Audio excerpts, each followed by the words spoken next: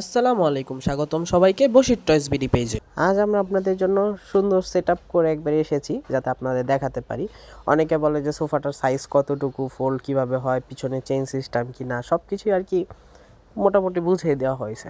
দেখতে পাচ্ছেন আমি হাইট হচ্ছে আমার 5 ফিট 1।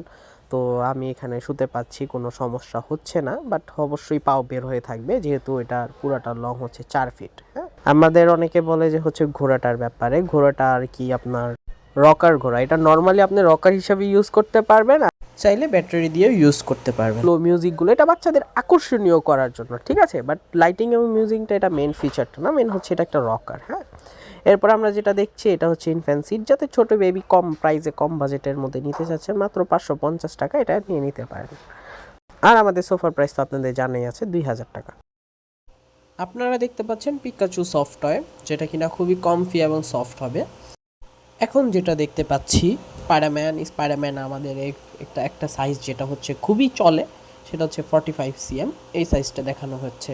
এছাড়া রয়েছে ফ্রোজেনের 3টা সাইজ আছে এবং 2টা কালার, অবশ্যই আপনারা সেটা জানেন, অ্যানাবেলসা মারিও এবং লুইজিটাও আমাদের কাছে অ্যাভেলেবেল আছে। হ্যাঁ, র্যাবিট কিন্তু আমাদের হচ্ছে 4টা কালার।